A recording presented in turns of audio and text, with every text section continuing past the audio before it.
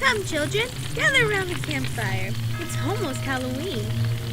We have a couple of stories to tell. The first story being read is The Slithery Deed, being read by Yan-chan. Here you go, Yan-chan. Spotlight's on you. Thanks, I guess. The Slithery Deed. The Slithery Deed, he came out of the sea. He ate all the others, but he didn't eat me. The Slithery Deed, he came out of the sea. He ate all the others, but he didn't eat... Stop the recording! That one was just a little joke one. But as we get further, be prepared for real spooks. Shut it, Jan. They're not all boring. Trust me. We have a few golden ones. The next story is going to be read by Sun-chan, called A Man Who Lived in Leeds. Thank you, Jan. Some say this rhyme doesn't mean anything. Others are not so sure. There was a man who lived in Leeds. His garden filled full of seeds. And when the seeds began to grow, it's like a garden filled with snow. But when the snow began to melt, it was like a ship without a belt. And when the ship began to sail, it was like a bird without a tail. But when the bird began to fly, it was like an eagle in the sky. And when the sky began to roar, it was like a lion at my door. And when the door began to crack, it was like a penknife in my back. And when my back began to bleed, I was dead, dead, dead indeed! Ah! Now I'm sure you all weren't prepared for that last one. But this next one, less jump scary. But it's a bit longer than the first two. Annoyingly longer. Yan-chan's just upset because she has to tell a story. But this one's a really good one. And I think you'll all like it. You forgot to say the title. It's called The Shut Up. So I bet you weren't expecting that last story to be so jump scary. But oh well, those are my specialty. This next one is called The White Wolf, and it's Jan's turn to read again. Here you go, Jan. The White Wolf. The timber wolves around French Creek had gotten out of hand. There were so many wolves the farmers could not stop from killing their population. So the state put a bounty on them. It would pay a hunter $10 for every wolf who turned in. A butcher in town named Bill Williams thought that was pretty good money. He stopped working as a butcher and started killing wolves. He was good at it. Every year he killed over 500 of them. They came to more than $5,000. It was quite a bit of money in those days. After 4 or 5 years, Bill had killed so many wolves there was hardly any left in the area. So he retired, and he vowed to never harm another wolf, because wolves had made him rich. Then one day, a farmer reported that a white wolf had killed 2 of his sheep. He had shot at it and hit it, but the bullets didn't have any effect. Soon, that wolf was seen all over the countryside, killing and running, but nobody could stop him. One night, it came into Bill's yard and killed his pet cow. Bill forgot about his decision to never harm another wolf. He went into town the next morning and bought a young lamb for bait. He took it into the hills and tied it to a tree. Then he backed off about 50 yards and sat down under another tree. With his gun in his lap, he waited. When Bill didn't come back, his friends started looking. Finally found the lamb. It was tied to a tree. It was hungry, but it was alive. Then they found Bill. He was sitting in his other tree, but he was dead.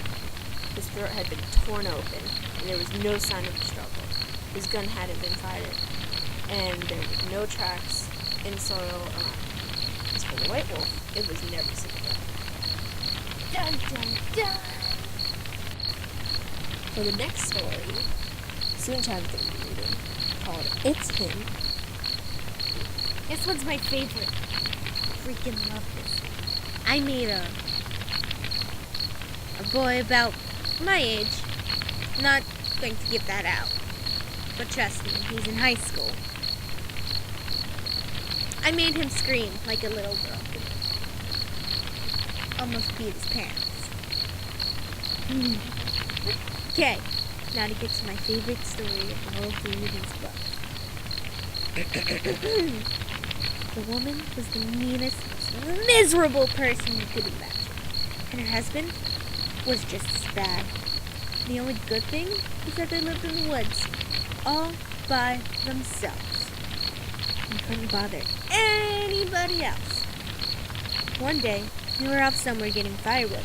The woman got so mad at her husband that she grabbed an axe and cut off his head. Just like that. And she buried him nice and neat and went home. She made herself a cup of tea and went out on the porch. She sat there rocking in her rocking chair, sipping her tea, thinking how glad she was that she had done this awful thing. After a while, she heard this old, empty voice out in the distance, moaning and groaning, and it was saying, "Who's going to stay with me this cold and lonely night? Who?" "It's him," she thought, and she hollered back, "Stay by yourself, you old goat!" Soon she heard the voice again, only now it was closer. It was saying, "Who's going to sit with me this cold and lonely night? Who?" "Only a crazy man!" she shouted. "Sit by yourself, you dirty rat!" And she heard the voice even closer, and it was saying, "Who's going to be with me this cold and lonely night? Who?" "Nobody!" she sneered. "Be by yourself, you miserable mole!" She stood up to go into the house. Now the voice was right behind her and was whispering, "Who's going to stay with me this cold and lonely night? Who?" Before she could answer back, a big, hairy hand came around the corner and grabbed her, and the voice hollered, "You are!"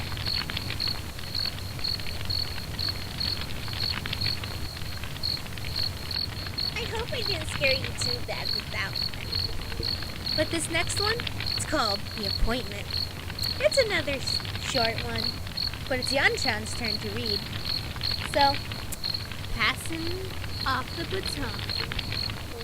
Almost dropped the baton. Don't drop the baton. Don't give me that face. Shush it. My turn to read. I am gonna read. Shush y'all. Shush. The Appointment.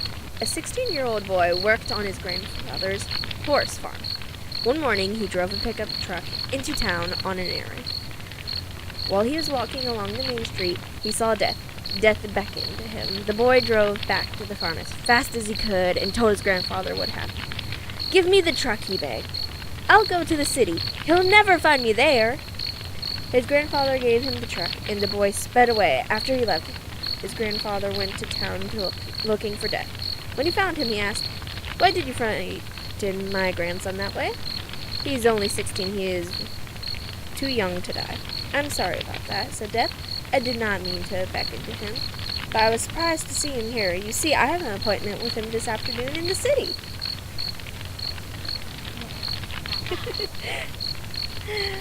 Well, bye, Death. I hope you have fun in the city. Hey, shush. Hey. Smack. Okay, move on to the next story. This next story, soon time to read, is The Viper. It's one of the best stories ever. Here you go, Soon-chan. Another one of my favorites. A widow lived alone on the top floor of an apartment house. One morning, her telephone rang. "Hello," she said. "This is the Viper," a man said. "I'm coming up." Somebody's going around, she thought, and hung up. A half hour later, the telephone rang again. It was the same man. "It's the Viper, he said. I'll be up soon. The widow didn't know what to think. She was getting frightened. Once more, the telephone rang. Again, it was the Viper. I'm coming up now, he said. She quickly called the police. They said they would be right over. When the doorbell rang, she sighed with relief. They're here, she thought. But when she opened the door, there stood a little old man with a bucket and a glass. I am the Viper, he said. I wish to wash and wipe the windows. That one's my favorite because it's a joke. It's not actually meant to be scary. It's very intense, but then you get a good old laugh in it. Love it. I just like it because it's stupid. That's why it's funny. It's stupid. Well, on to the next story. Yan-chan, your turn. This one, it's called Like Cat's Eyes. Apparently, Yan-chan thinks this one's an easy one. It's like 3 paragraphs, less reading for me. I'm good. Lazy. What? I'm lazy when I want to be. Which is all the time, Yan. I can do work if I need to. I'm sitting here doing this with you. If you need to, that's if you want to.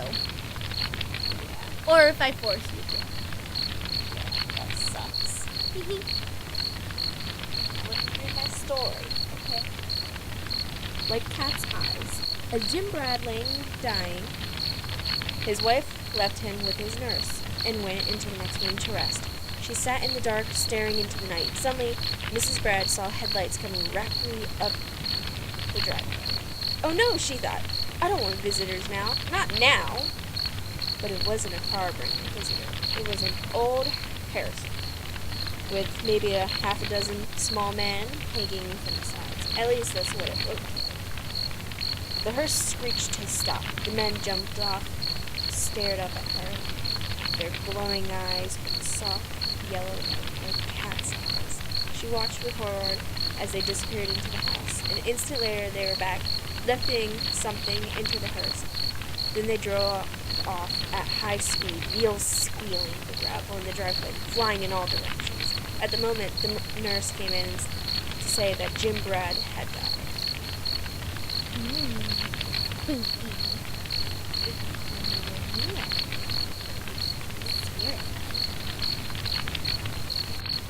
The next story that we're going to be reading, or at least Soon-chan's going to be reading, is The White Satin Evening Gown. Here we go, Soon-chan. A young man invited a young woman to a formal dance, but she was very poor and could not afford to buy the evening gown she needed for such an occasion. Maybe you can rent a dress, her mother said. So she went to a pawn shop not far from where she lived. There she found a white satin evening gown in her size.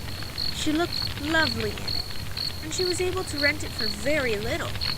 When she arrived at the dance with her friend, she was so attractive, everyone wanted to meet her. She danced again and again and was having a wonderful time. But then she began to feel dizzy and faint, and she asked her friend to take her home. I think I have danced too much, she told him. When she got home, she lay down on her bed. The next morning, her mother found her daughter had died. The doctor did not understand what had caused her death, so he had the coroner perform an autopsy. The coroner found that she had been poisoned by embalming fluid. It had stopped her blood from flowing. There were traces of the fluid on her dress. He decided it had entered her skin when she perspired while dancing. The pawnbroker said he had bought the dress from an undertaker's helper. It had been used in a funeral for another young woman, and the helper had stolen it just before she was buried.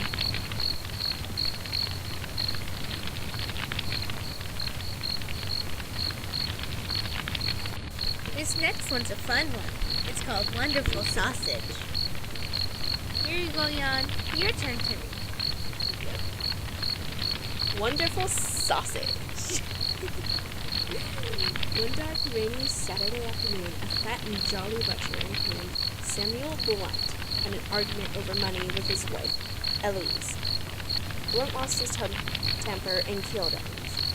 Then he ground her up into sausage meat and buried her bones under a big, flat rock in the backyard. To keep the murder a secret, he told everyone that she had moved away. Blunt mixed his new sausage meat with pork, then seasoned it with salt and pepper, added some sage and thyme, and a bit of garlic to give it special flavor. He smoked it in his smokehouse for a while. He called it Blunt's Special Sausage. There was demand for this new sausage that Blunt bought the best hogs he could find and started raising his own pork. He also kept a sharp lookout for humans who might make tasty sausage. One day, a nice, plump-looking school teacher came into his shop. Blunt grabbed her and ground her up. Another time, Blunt's dentist came by. He was a little round man, and into the grinder he went. And one by one, the children in the neighborhood began to disappear. And so did their kittens and puppies. But no one ever dreamed that Blunt the butcher had anything to do with it. Things went on that way for years. Then one day, Blunt made a big mistake. A fat boy came into the butcher shop. Blunt grabbed him and started to drag him off to the sausage grinder, but the boy broke loose and ran out of the shop. And Blunt chased him, waving a big butcher knife. When people saw this, they realized at once what had become of all the missing children and grown-ups, and kittens and puppies. An angry crowd gathered at the butcher shop. No one knows for sure just what happened to Blunt that day. Some say he was fed to his hogs. Others say he was fed to his sausage grinder. But he was never seen again, and neither was his wonderful sausage meat.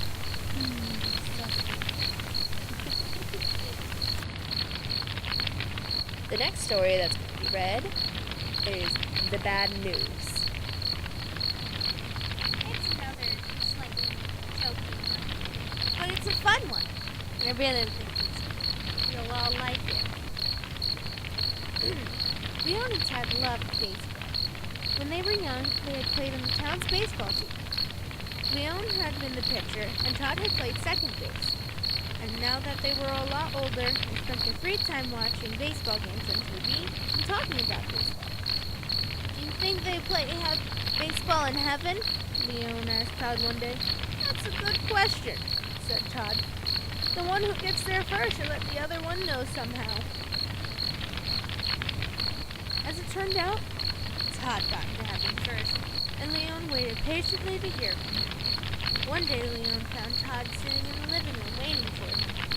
Leon was very excited to see him. What is it like up there? He asked.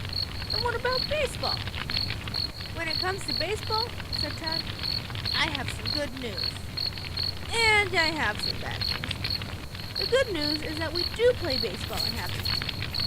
We have some fine teams. I play second base on my team, just like I used to in the old days. That's the good news.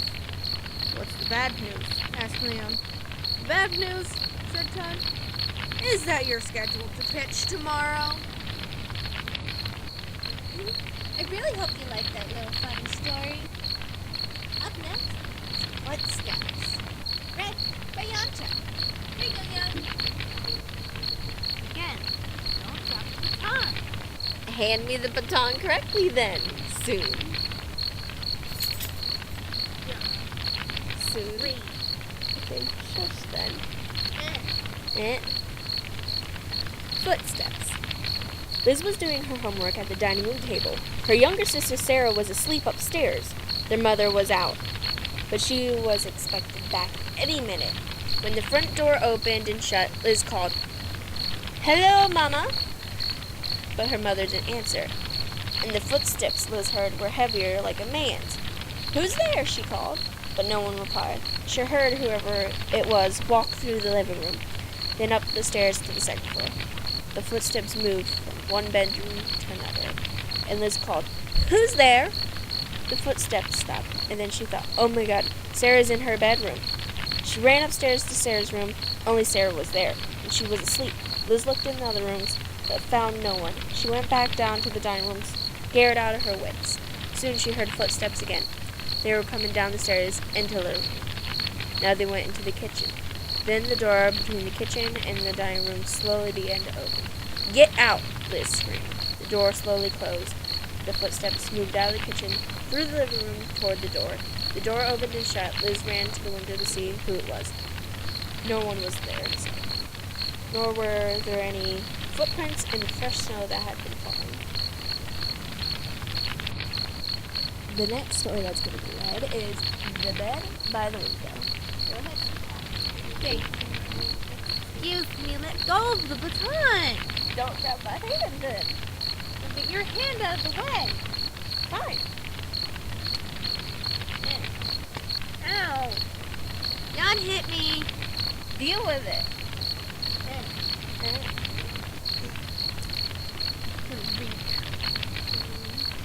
The three old men shared a room at the nursing home. Their room had only one window, but for them it was the only link to the real world. Ted Conklin, who had been there the longest, had the bed next to the window. When Ted died, the man in the next bed, George Best, took his place. And the third man, Richard Green, took George's bed. Despite his illness, George was a cheerful man who spent his days describing the sights he could see from his bed. Pretty girls, a policeman on horseback, a traffic jam, a pizza parlor, a fire station, and other scenes of life outside. Richard loved to listen to George, but the more George talked about his life outside, the more Richard wanted to see it for himself. But he knew that only when George died would he have this chance. He wanted to look out that window so badly that one day he decided to kill George. He is going to die soon anyway, he told himself. What difference would it make? George had a bad heart, and if he had a heart attack during the night and the nurse could not get to him right away, he had pills he could take and get them in a bottle in the top of the closet cabinet between his bed and Richard's. All Richard had to do was knock the bottle to the floor where George could not reach it. A few nights later, George died just as Richard had planned he would. And the next morning, Richard was moved to the bed by the window. Now he would see for himself all the things outside that George had described. After the nurses left, Richard turned to the window and looked out. But all he could see was a blank brick wall. I bet you were all expecting to hear about all the pretty stuff outside the window. Nope, just a brick wall. Well, on to the next story called Just Delicious. Here you go, Yansha. Your turn to read again.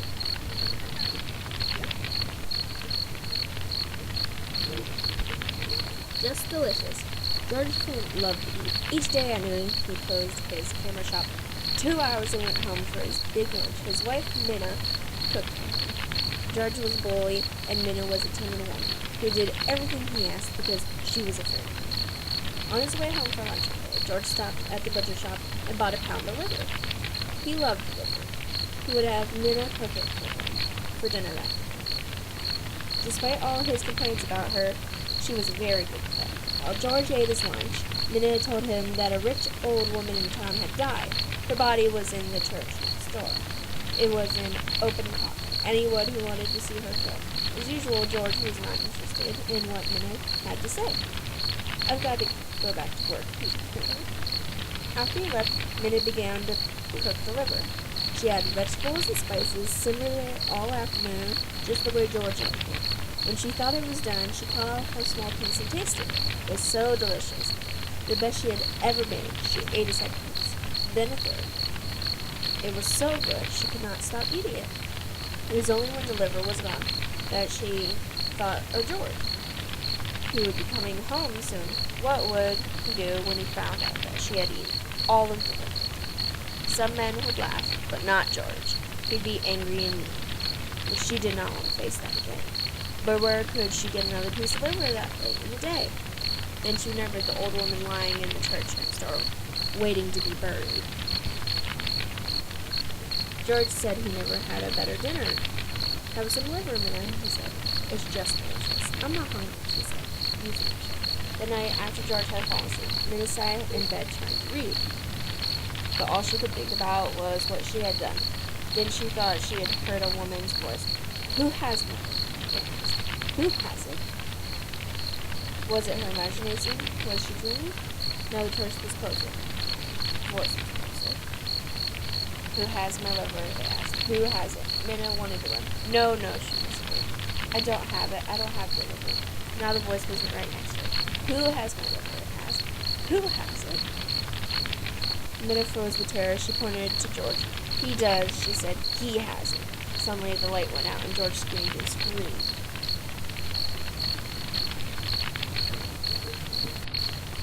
The last and final story that we're going to be reading for this Halloween special is Harold. It's the longest one yet, but I got this.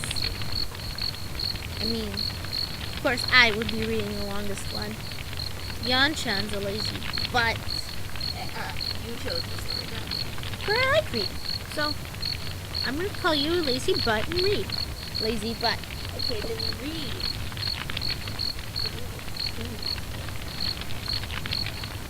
When it got hot in the valley, Thomas and Alfred drove their cows up to a cool green pasture in the mountains to graze. Usually they stayed there with the cows for 2 months. Then they brought them down to the valley again. The work was easy enough, but oh, it was boring. All day the two men tended to their cows. At night, they went back to their tiny hut where they lived. They ate supper and worked in the garden and went to sleep. It was always the same. Then Thomas had an idea that changed everything. "Let's make a doll the size of a man," he said. "It would be fun to make, and we could put it in the garden to scare away the birds." "It should look like Harold," Alfred said. Harold was a farmer they both hated. They made the doll out of old sacks stuffed with straw. They gave it a pointed nose like Harold's and tiny eyes like his. And then they added dark hair and a twisted frown. Of course, they also gave it Harold's name. Each morning on their way to the pasture, they tied Harold up to a pole in the garden to scare away the birds. Each night they had brought him inside so that he wouldn't get ruined if it rained. When they were feeling playful, they would talk to him. One of them might say, "How are the vegetables growing today, Harold?" And the other, making believe he was Harold, would answer in a crazy voice, "Very slowly." They both would laugh, but not Harold. Whenever something went wrong, they took it out on Harold. They would curse at him, even kick him or punch him. Sometimes one of them would take the food they were eating, which they were both sick of, and smear it on the doll's face. "How do you like that stew, Harold?" he would ask. "Well, you'd better eat it, or else." Then the two men would howl with laughter. One night, after Thomas had wiped Harold's face with food, Harold grunted. "Did you hear that?" Alfred asked. "It was Harold," Thomas said. "I was watching him when it happened. I can't believe it." "How could he grunt?" Alfred asked. "He's just a sack of straw. It's not possible." "Let's throw him in the fire," said Thomas. "And that will be that." "Let's not do anything stupid," said Alfred. "We don't know what's going on. When we move the cows down, we'll leave him behind. For now, let's just keep an eye on him." So they left Harold sitting in the corner of the hut. They didn't talk to him or take him outside anymore. Now and then the doll grunted, but that was all. After a few days, they decided there was nothing to be afraid of. Maybe a mouse or some insects had gotten inside Harold and were making those sounds.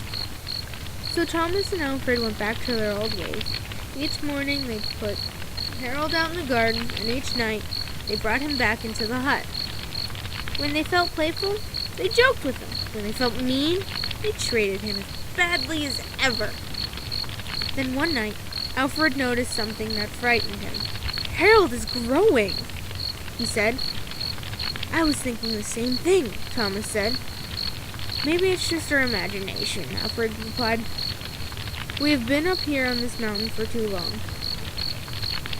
The next morning, they were eating.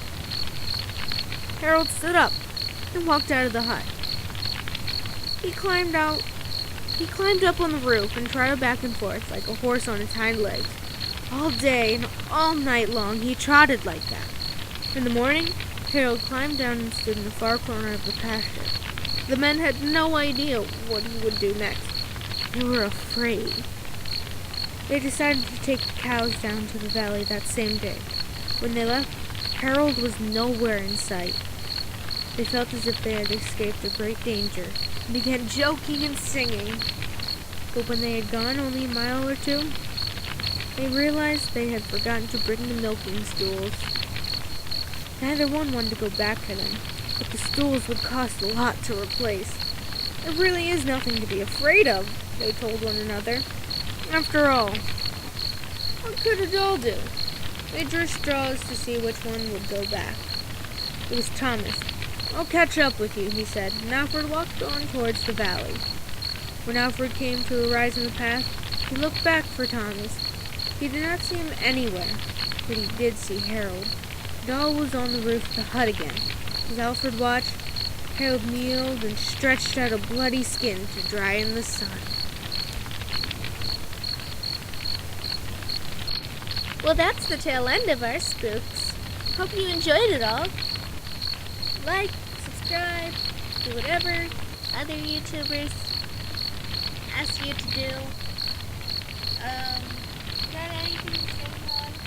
Be excited for December because that's when exciting new videos coming out. It's gonna be a surprise for all of you, but we already know what we're planning, so yeah. Can't wait to see you until then. See you next one. Bye. Love you all.